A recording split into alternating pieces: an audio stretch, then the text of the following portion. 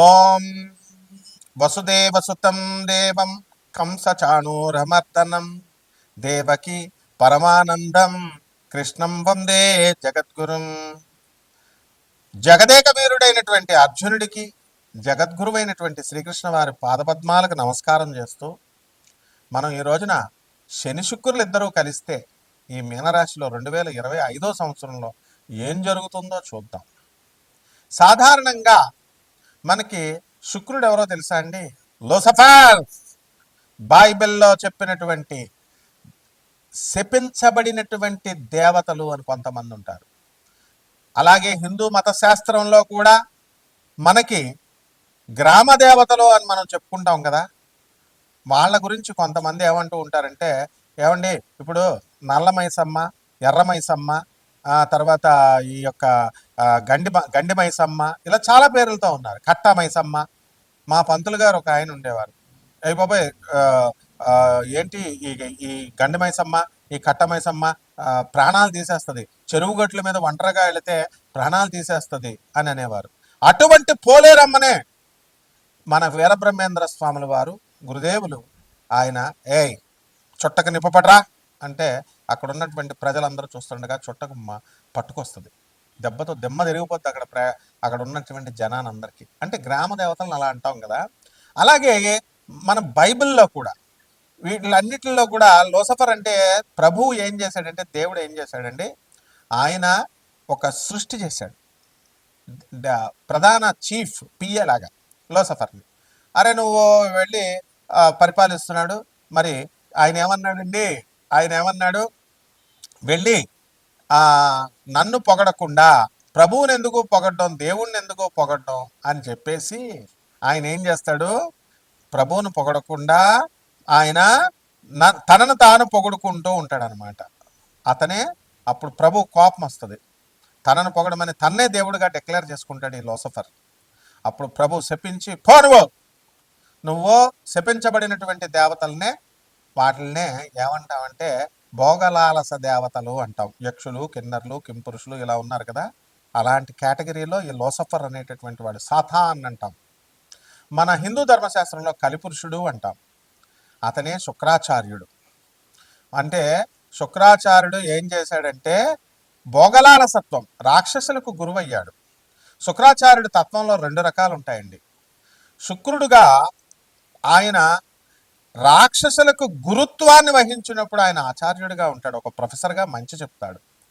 అలాగే శపించబడినప్పుడు అతను సాక్షాత్తు శ్రీ మహావిష్ణువు తన తల్లిని చంపాడు అనేటటువంటి అక్కస్సుతో శ్రీ మహావిష్ణువు మీద ద్వేషంతో భక్తి మార్గంలో ఉన్నటువంటి వాళ్ళందరినీ కూడా భోగలాలసత్వం వైపు లాగేస్తాడు.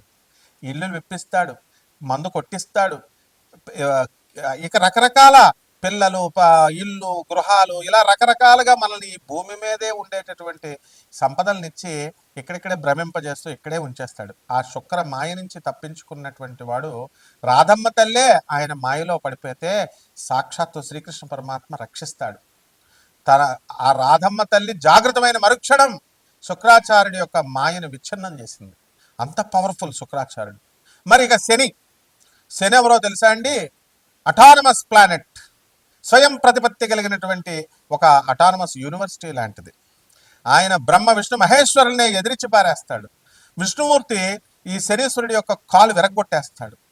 అలాగే మరి అహంకారపూరితుడై యుద్ధం చేసినప్పుడు, అంటే తాను ఎవరికి రిపోర్టింగ్ ఇవ్వాల్సినటువంటి అవసరం లేదు. ఇప్పుడు శనీశ్వరుడు మిమ్మల్ని కోటీశ్వరులు చేయాలన్నాడు అనుకోండి, చేసి పడేస్తాడు అంతే. విష్ణువుని కన్సల్ట్ చేయాలా, బ్రహ్మను కన్సల్ట్ చేయాలా, ఏమన్నా తొక్కి పడేయాలనుకోండి మిమ్మల్ని, సాక్షాత్తు శివుడు అడ్డొచ్చినా సరే తొక్కి పడేస్తాడు మిమ్మల్ని. ఎందుకంటే ఆయన శివస్వరూపం, శివుడి అవతారమే శనీశ్వరుడు. కాబట్టి ఈ యొక్క శనీశ్వరుడికి స్వయం ప్రతిపత్తి ఎలాగైతే ఉందో, రావణ బ్రహ్మ వాడంటే అందరికీ పాస్ పడిపోద్ది.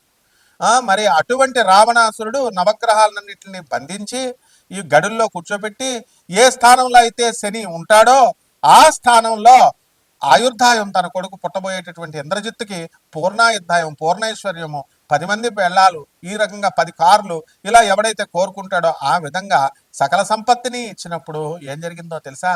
శనీశ్వరుడు పక్కగళ్ళలోకి వచ్చేస్తాడు. ఏంట్రా ఇటువంటి నువ్వే దుర్మార్గుడివి తండ్రి, రావణాసురుడివి, నీకు మళ్ళీ పుట్టబోయే కొడుకు అంతకంటే వెధవ. కాబట్టి మీకు ఆయుర్దాయాన్ని ఇవ్వాలా అని చెప్పి పక్క గడిలోకి వచ్చేస్తాడు.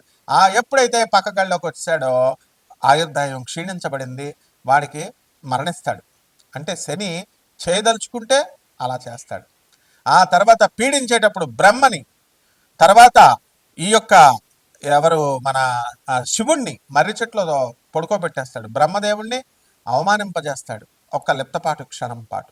అటువంటి వాడు పరమేశ్వరుని పార్వతీదేవి అడుగుతుంది ఏమని, అయ్యా నిన్ను పీడించడం ఏంటి, సర్వసృష్టికి నువ్వు జగత్తుకి అధిష్టాన దేవుడు కదా, నువ్వే కదా బాస్ అని అంటే, నేను సరదాగా పిల్లల్లాగా చేశా, మన పిల్లలు సరదాగా ఆడుకుంటుంటే మనం ఇది అవ్వకూడదు, డాడీ అని కొడతారు, పిప్పలాచార్యుడిని నేను పుట్టిస్తాను, అతని చేతిలో శనికి పరాభవం జరుగుతుంది అని చెప్పి పిప్పలాచార్యుడిని పుట్టిస్తాడు.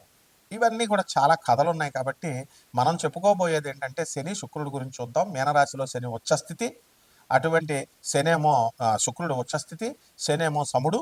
కాబట్టి ఈ శని శుక్రుల మిత్రత్వం ఉంది. కాబట్టి ఎక్కడైతే ఇప్పుడు అమ్మాయిని 7 సంవత్సరాలు 8 సంవత్సరాలు ఫోన్ మాట్లాడి వాడికి అదుర్సు సినిమాలో బ్రహ్మానందం లాగా అయిపోద్ది అనమాట. శని శుక్రులు మీనరాశిలో కలిస్తే, మళ్ళీ శని శుక్రులు వేరే చోట కలిస్తే మళ్ళీ అది సక్సెస్ అవుతుంది. అదుర్సు సినిమాలో బ్రహ్మానందం ఏం చేస్తాడండి, చక్కగా ఆ నయనతారకు మొత్తం అన్నీ చేస్తాడు. అన్నీ నాకేస్తుంది గురుగారు అని జూనియర్ ఎన్టీఆర్ అంటాడు, మిమ్మల్ని నాకేశారండి, బాగా వాడేశారండి అంటాడు. అంటే సోఫాలు ఇప్పిస్తాడు, సామాన్ ఇప్పిస్తాడు. అలా మనం జనం అంతా కూడా ఆడది ఫోన్ చేయగానే, ఆడది అడగగానే మొత్తం డబ్బులు ఇచ్చేస్తారు. మొత్తం మగవాడు పాపం ఎంత దుర్భర పరిస్థితిలో ఉన్న ₹1 ఇవ్వడానికి బాధపడతారు. అది ఈ శని శుక్రుల యొక్క కలయిక మీనరాశిలో. అంటే ఏంటంటే మీరందరూ మిమ్మల్ని అందరినీ లవర్స్ వదిలేస్తారు, అందులో డౌట్ లేదు. తర్వాత ఎన్నో సంవత్సరాలుగా మేము ఇన్వెస్ట్మెంట్లు పెట్టామండి లవర్ మీద, మేము ఎన్నో కష్టాలు పడి మేము 7 సంవత్సరాలు 8 సంవత్సరాలు మాట్లాడామంటారు, మీరు మోసగింపబడతారు మీ ప్రేమికుల చేతిలో. ఇది శని శుక్రుల కలయిక. ఇక 12 రాశుల మీద ఈ శని శుక్రులు ఎలాంటి ఫలితాలు ఇస్తుందో మనం చూద్దాం ఈ వీడియో. మేషరాశి, ఈ మేషరాశి వారందరికీ కూడా ఈ శని శుక్రులు ఉన్నటువంటి ఈ యొక్క సందర్భాన్ని బట్టి మనకి చక్కగా ఇల్లు లేనటువంటి వాళ్ళు ఇల్లు కొంటారు, స్థలాలు లేనటువంటి వాళ్ళు స్థలాలు కొంటారు. మరి ఎన్నో ఈ పెళ్ళిళ్ళు కావడం లేదండి అని బాధపడే వాళ్ళు ఉన్నారు. ఏలినాటి శని జరుగుతుంది, ఇప్పుడు ప్రారంభమైంది. అటువంటి ఏలినాటి శని సమయంలో మనకి శుక్రుడి యొక్క ప్రభావం వలన దాన్ని అధిగమింపజేసి బంధాలలో ఇరికిస్తాడు. బంధకారకుడు కర్మకారకుడు. కాబట్టి ఇదిగో నేను ఈ అమ్మాయి నుంచి పెళ్లి చేసేసాను, ఇంకే అమ్మాయితో ఒక 50 సంవత్సరాలు పడుండు అని చెప్పి శనీశ్వరుడు పెళ్లి చేసేస్తాడు. అలాగే నీకు ఈ ఇల్లు ఇచ్చేస్తున్నాను రా బాయ్, నీ ఇల్లు నువ్వు పడుండు అని చెప్పి ఇచ్చేస్తాడు. ఆ విధంగా శుభవార్తలే అన్నీను. కాకపోతే ఏమవుతుందో తెలుసా అండి, ఎప్పుడు 24 గంటలు గొరక పెట్టి అంటూ పడుకోవడమే అనమాట. బద్ధకం, లెథర్జీ. ఈ విధంగా ఈ శని యొక్క ప్రభావం వల్ల ఇలా ఉంటుందనుకుంటే మనకి మే 18వ తేదీ నుంచి రాహుకేతువులు మారుతున్నారు. అప్పుడు శత్రువులపై ఇంతవరకు ఆధిపత్యం సాధించారు.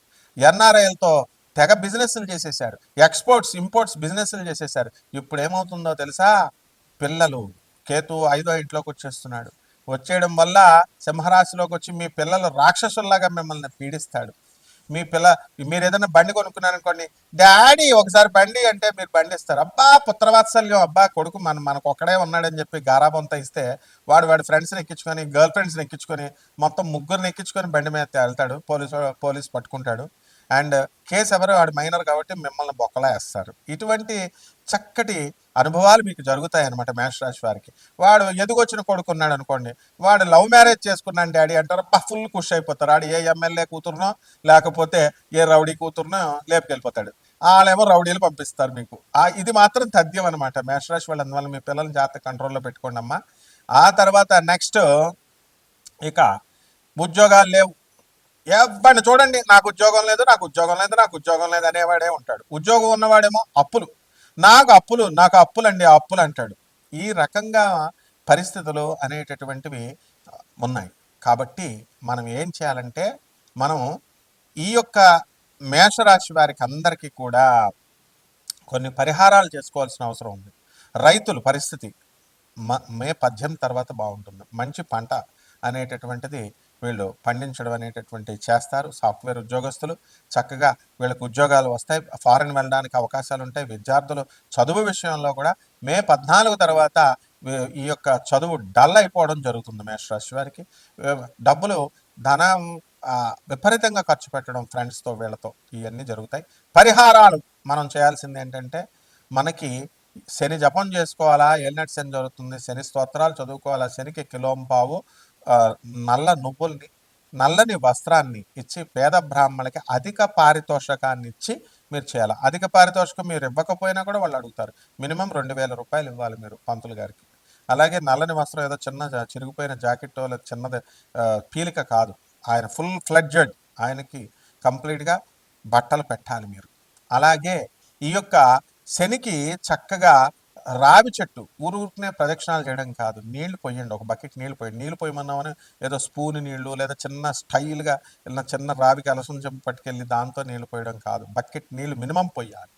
అలాగే 108 ప్రదక్షిణాలు చేయాలి కంపల్సరీ. ఈ 30 రోజులు రోజు చేయండి ప్రదక్షిణాలు. ఏమండి బాబు రావి చెట్టు చుట్టూ ఎలా చేస్తామండి, ఏదో శనివారం అలా చేయలేనటువంటి వాళ్ళు కేవలం కనీసం మీరు ఏం చేయాలా, శనివారం నాడన్నా చేయండి. అదే గర్ల్ ఫ్రెండ్ పిలిస్తే మాత్రం దాని ఇంటికి 40 కిలోమీటర్ల దూరమైన డైలీ వెళ్తారు. కానీ రావి చెట్టుకు రోజు చేయమంటే ప్రదక్షిణాలు మనం చేయలేమని అంటాం. ఆ విధంగా మీరు మిగతా రోజుల్లో వీలు పెట్టుకోండి. వీలు పెట్టుకొని జాగ్రత్తగా 15 రోజుల 20 రోజుల 20 సార్ల 21 సార్లు మీ ఇష్టం, అది ఆ నియమం ప్రకారం చేయండి. అలాగే చక్కగా మీరు ఆవులకి చక్కగా మేత పెట్టండి. ఏదో ఒక గోంగూర కాడ ఒక దోసకాయ కాదు నాయన, మినిమం 5 కేజీలు పెట్టాలి మినిమం. అంటే దాని కడుపు నిండాలి. ఆ విధంగా ఈ యొక్క గోవుకి మీ చేతులతో కూరగాయలను ఇచ్చి మీరు ఆకుకూరలను పెట్టి చక్కగా మీరు చేసుకోండి. బ్రహ్మాండంగా ఉంటుంది మీకు ఈ నెలలో. శుభమస్తు.